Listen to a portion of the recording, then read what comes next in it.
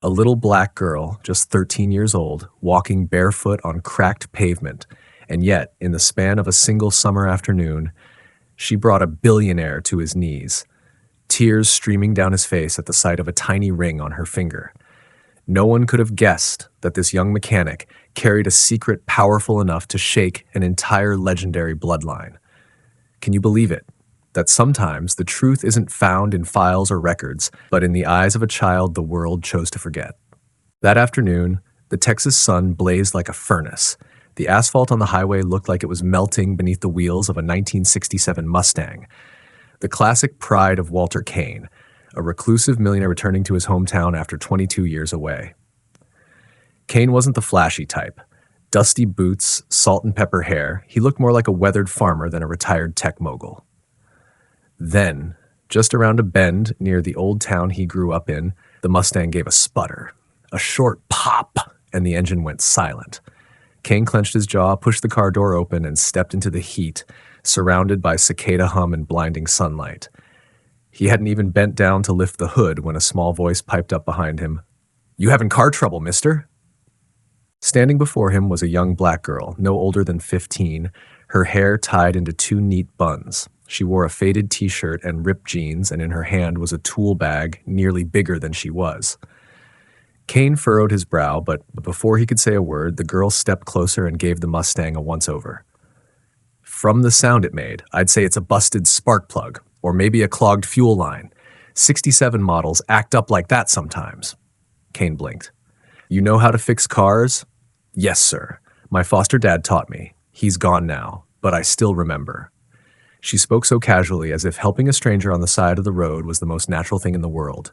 Before Kane could object, the girl had already popped the hood and started checking parts with a skill that was uncanny. Kane could only watch, part curious, part baffled. Then, something caught his eye. Her hand reaching into the engine, and on her ring finger sat a small band, not a toy ring.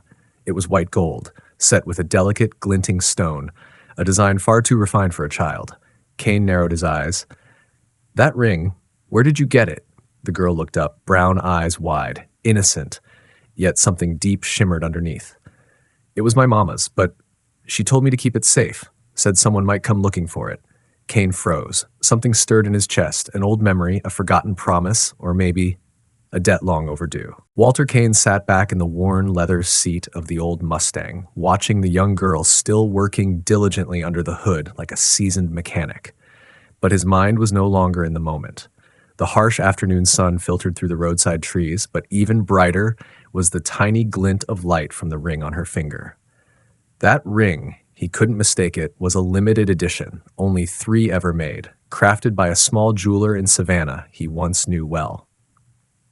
One of those 3 he had given to Amara. He drew in a long, deep breath.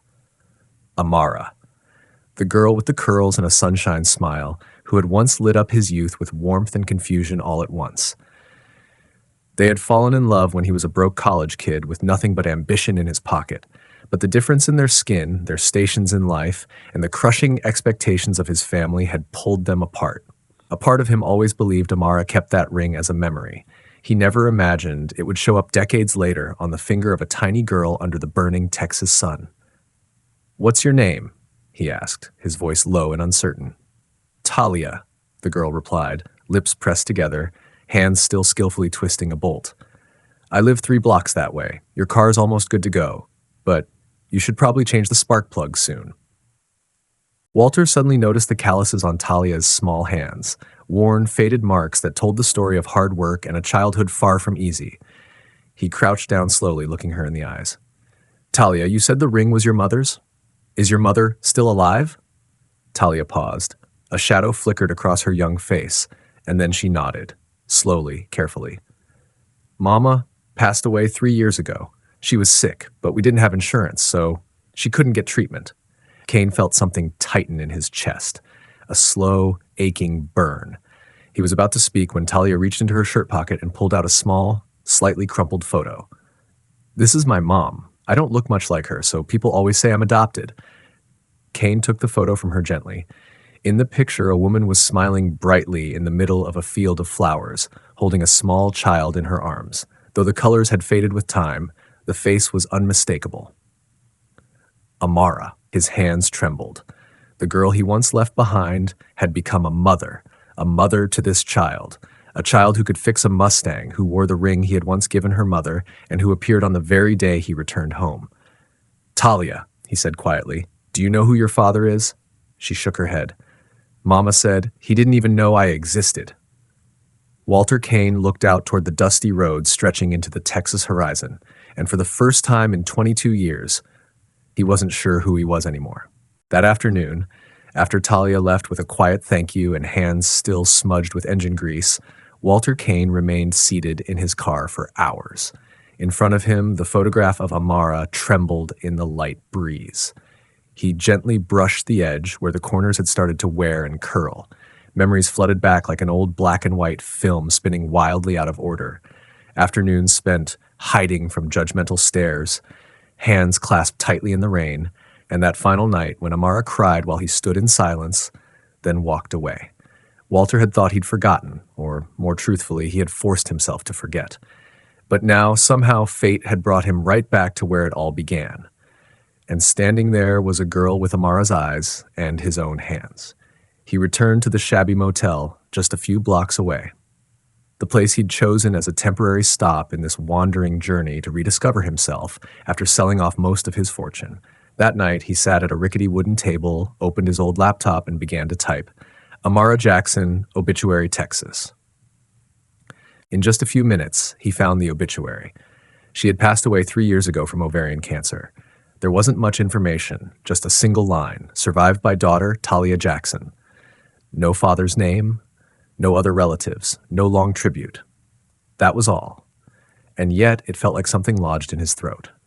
The next morning, Walter Kane drove to the address listed in the notice, a small, worn-down house at the end of Laurel Street, with a gray tin roof and a front yard swallowed by weeds. There was no doorbell.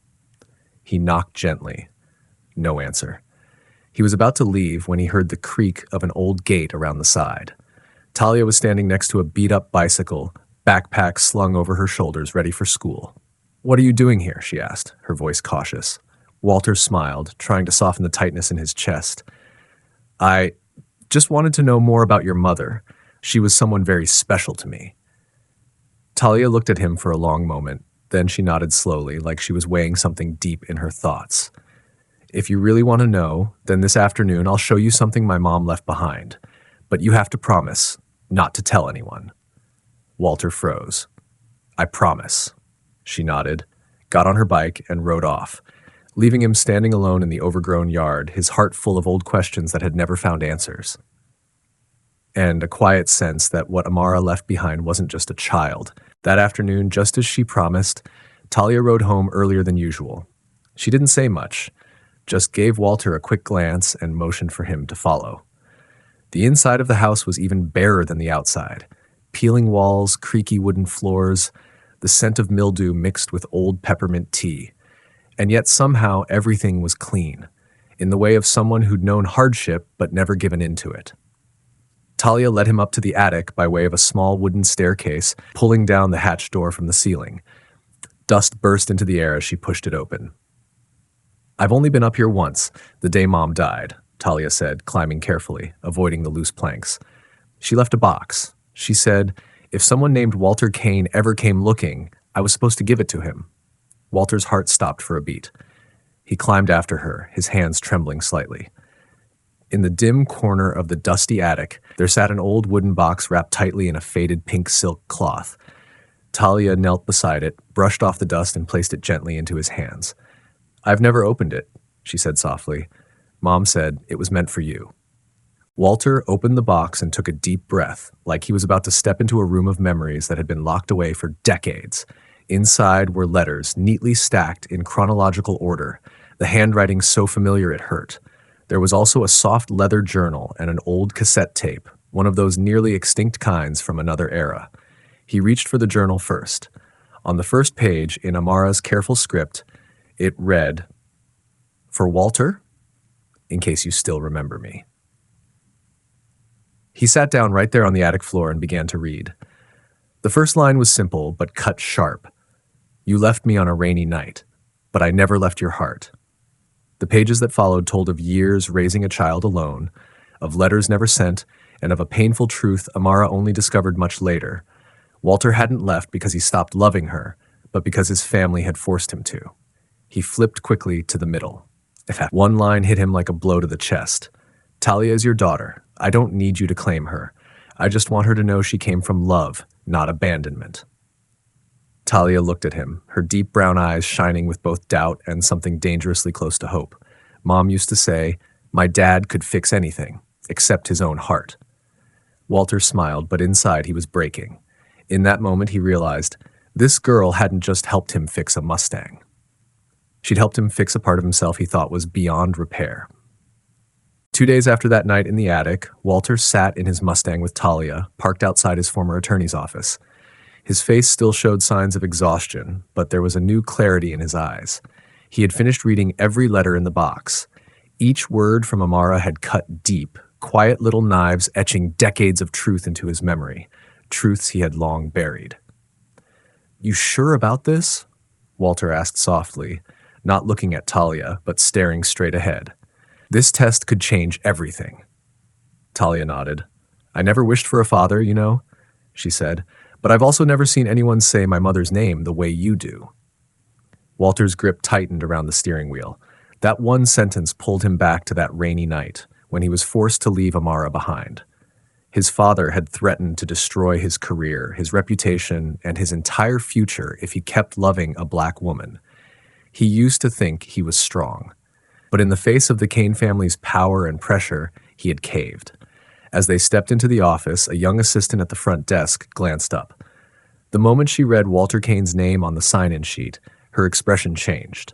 I'm sorry, she said cautiously, but we've been instructed not to accept any personal filings from Mr. Kane this week. Walter frowned. An order? From who? The assistant hesitated for a moment, then answered quietly, from Mr. Roger Kane's office. Walter stiffened. Roger, the cousin who had been chosen by the family to replace him in the Kane group after Walter resigned years ago. They had never been close, and now he understood. Roger still guarded the past as if it were a treasure to inherit. Talia looked at Walter, puzzled. What's going on? Walter sighed. Someone in the family doesn't want you to carry the Kane name. Before he could explain further, his phone rang, an unknown number. He answered. Mr. Walter Kane? A deep, cold voice came through. I know you're trying to confirm your connection with that girl. Don't be foolish. Not everyone is willing to let an illegitimate child cause chaos in the family. Walter clenched the phone, his voice sharp. And who are you? A person who once believed you knew how to keep a promise, but it seems I was wrong. The call ended abruptly. Walter looked at Talia. She remained calm, but her expression had already changed. No longer pure innocence, but a youthful alertness, the kind of look someone who had been rejected before would wear. Are you scared? Talia asked. Walter shook his head. No, but it seems we're going to have to fight a little. Are you willing? Talia smiled. I fixed the Mustang. You think I can't fix a few old men? And so the two of them, one old, one young, walked out of the office, unaware that the storm within the Kane family had only just begun. That morning, the sky was shrouded in a thin mist. Walter and Talia walked into a small private clinic on the outskirts, a place where Walter had once known a trusted doctor back when he was still a lawyer. They tried to avoid attention, choosing the most discreet spot for the DNA test. Both of them knew that if they went to larger centers, the information could leak out, especially since the name Kane was still a sensitive keyword in high society. Dr. Lowell, a black man in his 60s, wearing a white coat, opened the door to greet them with a quiet smile. Walter Kane. It's been years. You haven't changed much. I age faster than my Mustang, Walter replied with a dry laugh, though his eyes betrayed his anxiety. Lowell glanced at Talia, then nodded slightly. You're the girl he mentioned? He asked softly. Walter nodded. Talia stepped forward and extended her hand. I'm Talia. Nice to meet you, doctor. Lowell looked at the small hand with the dull silver ring, then paused for a moment. That ring. Is it your mother's? Talia nodded.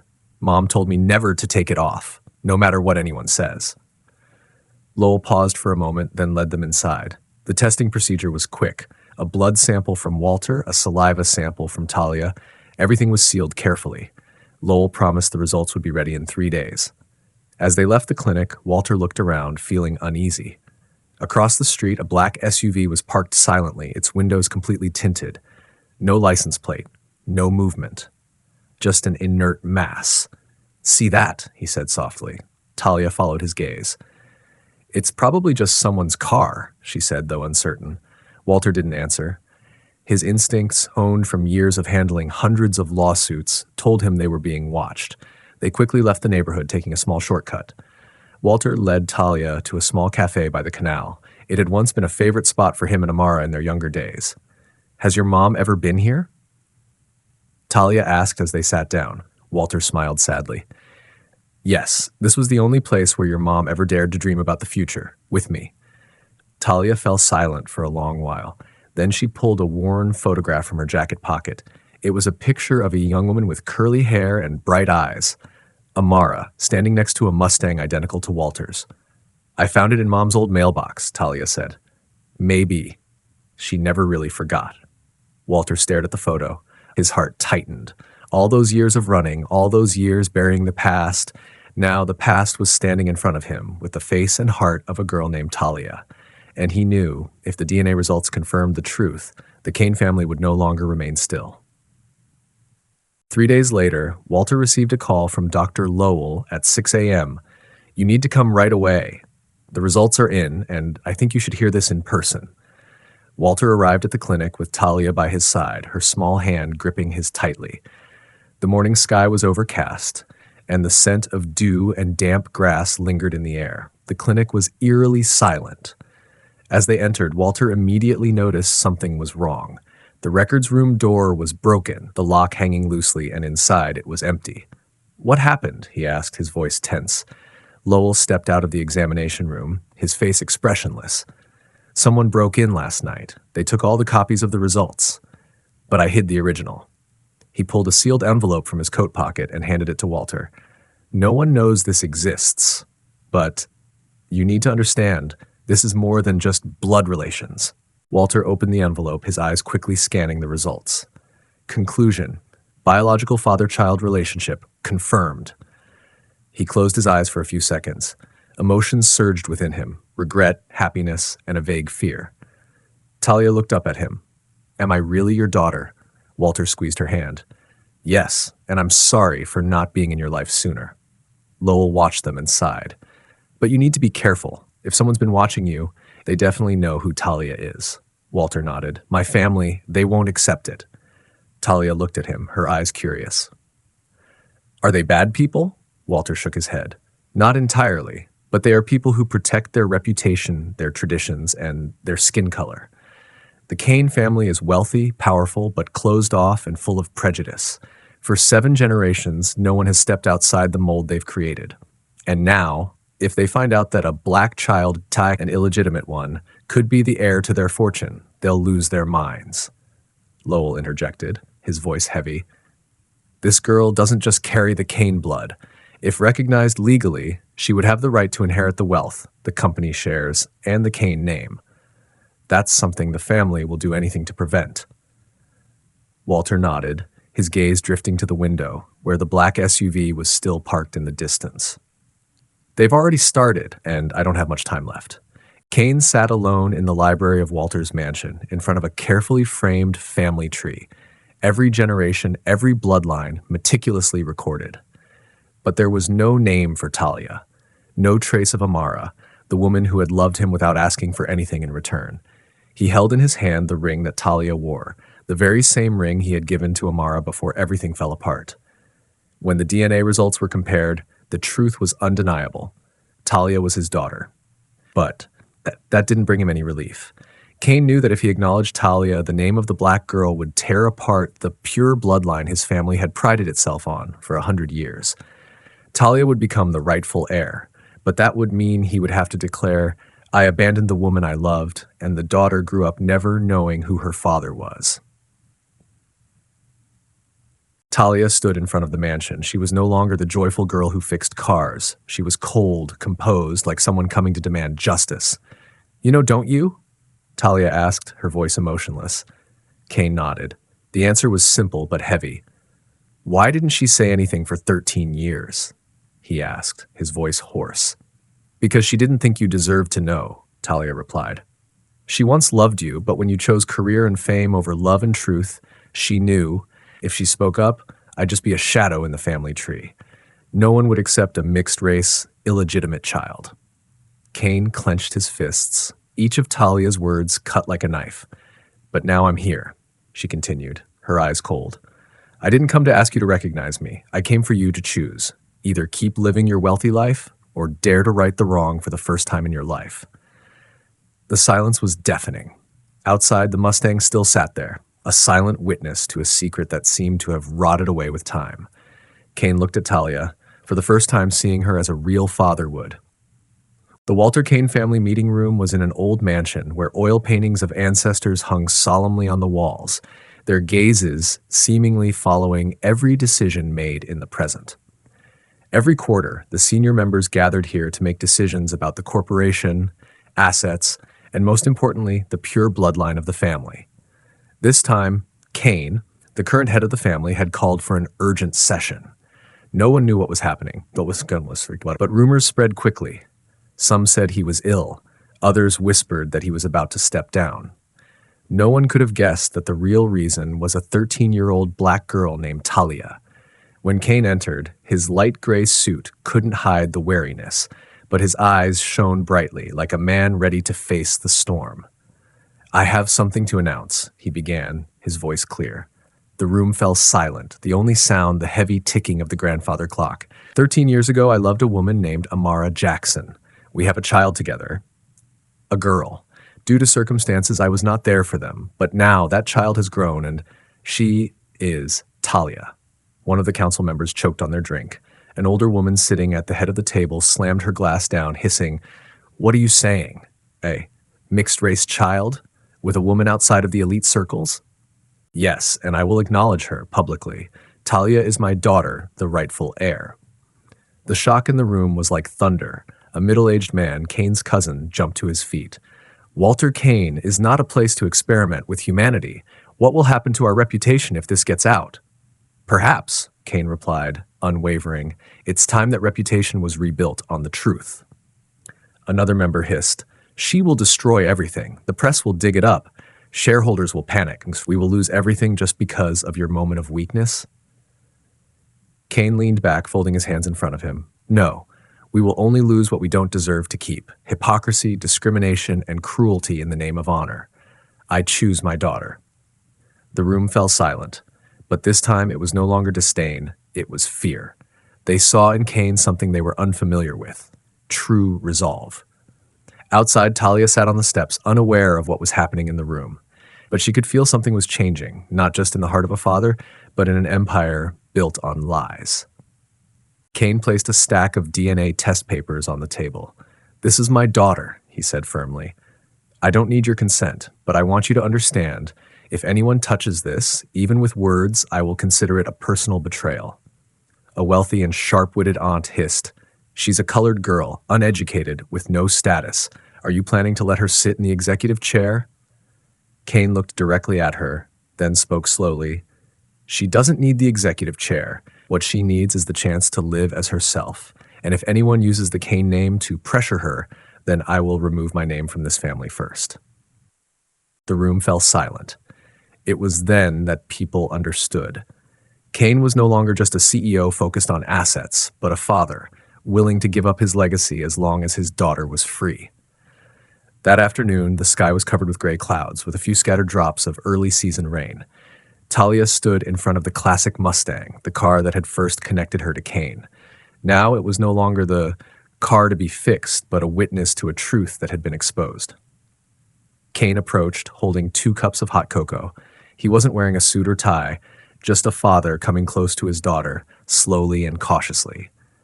"For you," he offered the cup of cocoa, hesitating. "Your mother told me. You like to drink this on gloomy days." Talia took it without saying anything. After a while, she quietly asked, "If I weren't your biological daughter, would you still announce it to the world like this?" The question made Kane pause. He looked at her and then nodded slightly. "At first, no. But now, maybe yes." Talia gave a faint smile, but her eyes were no longer as sharp as before. She sat down on the porch steps, and Kane sat beside her. No one spoke for a long while. The only sounds were the wind blowing and the occasional soft click from the Mustang as its engine slowly cooled. "I don't want to live in the mansion," Talia said, her eyes on the distant garden. "I don't want to be taught how to walk and talk like a Walter Kane lady." Kane remained silent. "I don't want to be the heir. That's not me. I want to study mechanics. I want to open my own garage. I don't want things given to me. I want to build something of my own." He nodded, for the first time feeling proud not of the name Walter Kane, but of a spirit that refused to be subdued. "Then I'll be your first investor," he smiled. "Not because you're my daughter, but because I believe you'll succeed." Talia was surprised. For the first time, her eyes held a soft emotion, not anger or suspicion, but forgiveness, even if it was just a hint of it. "I'm not sure I can forgive you for leaving Mom behind," she said slowly, "but I'll give you a chance to make it right." Kane swallowed hard, his throat tight. He nodded, gently placing his hand on her shoulder. No more words needed to be said. The Mustang softly revved its engine, and for the first time in over a decade, Kane opened the passenger door and let someone else sit in. Talia, the girl who had entered his life like a storm and stayed like a ray of sunshine. They drove away from the mansion, not to run away, but to start over, in a place with no family name, no reputation, just the two of them, and a chance to love again, truly.